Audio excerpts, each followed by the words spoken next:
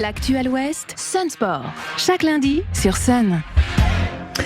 On parle échecs ce midi dans Sun Sport, une discipline pratiquée par des millions de personnes en France. Un sport, on y reviendra, qui compte plusieurs milliers de licenciés. À Nantes, ils sont 400 environ, un peu plus de 400 à avoir rejoint le cercle d'échecs de Nantes, dont nous recevons ce midi la présidente Sophie Lannes. Bonjour. Bonjour.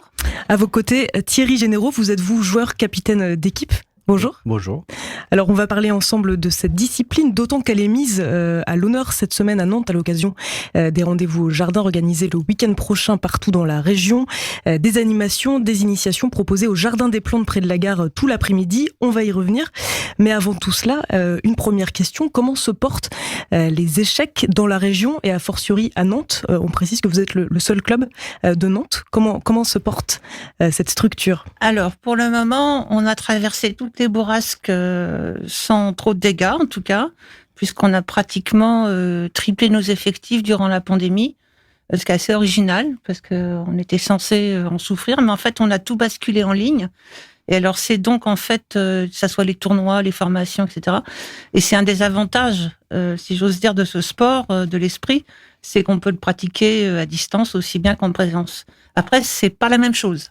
Voilà, donc on a été très heureux de pouvoir recommencer à jouer, mais disons que ça nous a pas porté de tort. Voilà. On va y revenir, c'est la raison aussi pour laquelle vous proposez des animations en physique, en présentiel, samedi prochain. Alors vous parliez d'un jeu en ligne, c'est vrai que la discipline elle a connu un succès assez retentissant au final pendant le confinement, de par le fait qu'elle soit toujours accessible pendant cette période. Il y a aussi peut-être un autre phénomène, vous allez nous le confirmer ou non, qui a pu faire que ce sport soit devenu assez pratiqué, c'est la sortie d'une série aussi sur la plateforme Netflix consacrée aux échecs.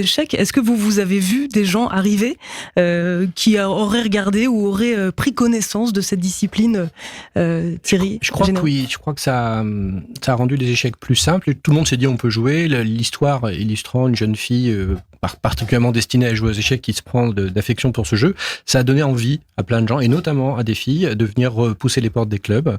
Et je crois qu'il y a eu un effet, le jeu de la dame, sur les inscriptions, sur l'intérêt que ça a suscité. Et la série étant bien faite, on s'en est félicité. D'autant que c'était assez simple pour le coup d'ensuite pratiquer directement ce qu'on pouvait voir dans la série. Thierry, vous parliez de mixité. Vous, Sophie, c'est un combat, c'est peut-être un grand mot, que vous menez. C'est un combat, puisque c'est un sport qui est parfaitement praticable à égalité par les hommes et les femmes, et qui est structuré de telle façon qu'il y a deux filières en réalité, en tout cas au niveau national, et depuis longtemps. Il y a une filière masculine et une filière féminine. Il y a des champions féminins, des championnes féminines, des champions masculins.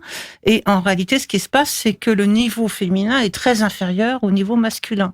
Parce que les femmes jouent quasiment que entre elles, et étant minoritaires, donc elles sont très peu, elles ne progressent pas. Et donc, en fait, elles ont une sous-filière, elles ont des des sous-titres, si j'ose dire, et à l'arrivée, elles sont complètement désavantagées par rapport à leurs collègues masculins. Donc moi, je pense que ce qu'il faut, c'est arriver à offrir aux filles exactement, pas plus, pas moins, la même formation qu'aux garçons, dès le plus jeune âge. Et renoncer éventuellement à tous ces petits trophées faciles et médailles en chocolat qu'elles arrivent à gagner dans leurs tournois dédiés. Voilà, ségrégés en fait, qui sont dédiés mais ségrégés. Et ça passe aussi, on imagine, par amener les filles à pratiquer pour qu'elles soient plus nombreuses et de ce fait pour qu'elles... Alors, je pense que la politique du chiffre, elle a été menée pendant pas mal d'années, elle a toujours échoué parce qu'elle a été menée en conservant cette façon de faire et que les jeunes femmes d'aujourd'hui, elles sont plus du tout d'accord pour être collées dans un coin et jouer entre elles. Puis elles comprennent même pas pourquoi ça existe. Donc de ce fait, elles viennent et elles partent. Donc ça fait 20 ans qu'on mène une politique de chiffre qui sert à rien. Moi, je pense qu'il faut mener une politique qualitative et offrir aux filles la possibilité de rattraper le niveau qu'elles ont perdu à cause des stéréotypes. C'est ce qu'on fait dans notre club. Et est-ce que c'est envisageable aussi d'instaurer une mixité de championnats ou de... Alors on commence, ça y est, c'est parti. Alors pour les championnats départementaux et pour les championnats de ligue, les sélections au championnat de France jeunes, ça y est, c'est enfin mixte. Mais bon, il faut prendre chaque combat les uns après les autres. C'est rester ségrégué au niveau national. Ce qui se passe, c'est qu'il y a des compétitions open qui sont ouvertes à tous, et il y a dans l'histoire des échecs beaucoup de filles qui ont brillé à très très haut niveau. Donc il y a évidemment aucune incapacité à jouer aux échecs. Et il y a des compétitions féminines contre lesquelles Sophie se bat un petit peu.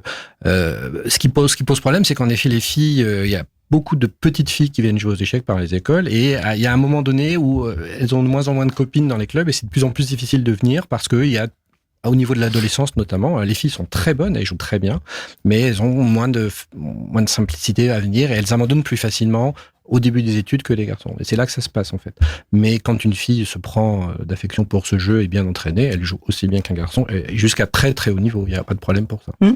Une autre question qui se pose lorsqu'on parle d'échecs, j'en parlais dans l'introduction, c'est le fait que cette discipline est un sport. Certaines personnes ne l'entendent pas. Enfin, je ne sais pas si vous avez des commentaires quand vous exprimez quand vous affirmez que les échecs sont un sport. Bien sûr, on véhicule l'image de deux vieillards qui jouent dans l'arrière-salle d'un café enfumé et qui ne correspond pas du tout à la réalité. Les échecs sont un sport parce que c'est un sport reconnu par le ministère des Sports. On vient d'être affilié au Comité national olympique. Et puis c'est un sport parce que il y a une dimension de compétition qui est indiscutable. Après, tout dépend de ce qu'on définit comme sport, mais par exemple, des scientifiques ont étudié la dépense calorique pendant une partie d'échecs et elle est très significative. Un grand maître russe s'était prêté à l'exercice et pendant sa partie de compétition qui a duré 5 heures, il a dépensé 560 calories, ce qui est équivalent de 2 heures de salle de sport bien intense. Donc on brûle des calories, même si en effet on dépense pas ses muscles parce que le cœur s'accélère, parce qu'il y a de la tension. Et donc c'est de ce point de vue-là un sport de dépense calorique. Les grands champions, quand ils font des tournois, ils perdent des kilos et des kilos. Et puis bien sûr, ça a une vertu pour le cerveau. Et donc la pratique du jeu d'échecs à tout âge permet de développer chez les petits l'imagination, la coordination, la capacité de travailler. Et puis chez les plus vieux, ça limite le déclin cognitif. Donc ça a beaucoup de vertus. Il faut préciser aussi que c'est le seul sport cérébral reconnu comme tel, en tout cas en France. Vous parliez du fait que ce soit aussi encadré, qu'il y ait des compétitions, des championnats. Vous, c'est votre cas, Thierry, vous êtes donc capitaine d'équipe au Cercle des échecs de Nantes. Quelles sont les équipes qui sont en place à Nantes ? Est-ce que vous pouvez nous expliquer un petit peu quels sont les championnats, quels sont les niveaux ? Alors il y a 10 équipes dans le Cercle d'échecs de Nantes, des équipes enfants puis des équipes adultes, donc du niveau départemental au niveau national. Notre meilleure équipe joue en 2e division nationale. Nous, on vient d'être promus en 2e division nationale, on est très fiers. Les enfants, pareil, tout un panel de compétitions et les équipes méritantes qui gagnent leur tournoi montent. Donc il y a cette dimension sport, évidemment. Alors, on parle d'équipe, ça peut paraître surprenant. Les échecs, c'est un sport très individuel, on passe beaucoup de temps à jouer seul, mais la cerise sur le gâteau, c'est les compétitions en équipe où on est entre 4 ou jusqu'à 8 par équipe et on renverse des montagnes parce qu'il y a un esprit d'équipe. Donc c'est aussi la dimension sportive qui est importante. Et puis je précise pour rapport au sport qu'un grand joueur d'échecs, les bons joueurs d'échecs, ils ont entre 12 et 25 ans et donc ils sont en très bonne condition physique. Pour être un grand joueur d'échecs, il faut être jeune et il faut avoir une bonne condition physique. Donc c'est des gens qui font du sport et ça fait partie de la capacité à bien jouer aux échecs, c'est être aussi en bonne forme. Et puis au-delà du sport et du cadre, on le précisait aussi tout à l'heure, vous menez aussi des événements, vous organisez des animations à destination là du plus grand nombre. C'est le cas samedi prochain à Nantes. Sophie, est-ce que vous pouvez nous expliquer ce qui sera proposé au Jardin des Plantes ? Alors, l'année dernière, on avait déjà fait une intervention pour ce rendez-vous au jardin, dans le Jardin des Plantes. Donc, là-bas, on a un espace échec pérenne avec 6 tables, qui est un endroit absolument idyllique, où nos joueurs vont souvent et où on organise des animations régulièrement. Mon idée, c'était de montrer en fait la gaieté du jeu. Parce que on a une vision effectivement de 2 vieux en train de jouer dans une salle noire, voilà. Et en réalité, la moyenne d'âge de la fédération des échecs, c'est 20 ans. Dans notre club, on a des pléthores de gamins et et par ailleurs, c'est un jeu. Donc, ce que je voulais qu'on arrive à comprendre, c'est à quel point, je suis désolée de le dire comme ça, c'était rigolo, quoi. Voilà. C'est absolument pas, c'est certes un jeu de l'esprit qui exige de la réflexion, etc., mais c'est aussi quelque chose d'extrêmement ludique et d'extrêmement convivial. Donc là, on installe des échiquiers géants et on sort le grand jeu, c'est-à-dire qu'on sort nos maîtres internationaux, on en a 2 dans le club, qui jouent des parties à l'aveugle sans voir l'échiquier. On sort nos petits gamins qui jouent ce qu'on appelle des chess and run, c'est-à-dire des jeux d'échecs sur échiquier géant en cavalant pour aller taper sur les pendules. Donc on voit le côté physique aussi. Voilà. Et évidemment, on sort nos bénévoles et nos échiquiers pour apprendre à qui veut à déplacer les pièces ou simplement partager des parties. Voilà. Donc c'est un moment de grande ouverture et je pense que c'est un très grand bénéfice pour les échecs. Voilà, donc on vous invite tous et toutes à venir faire un tour donc au Jardin des Plantes samedi 4 juin, donc après-midi.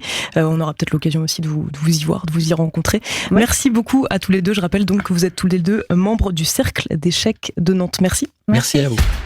Sunsport en replay et en vidéo sur mysun et le sonunique.com. Musique pour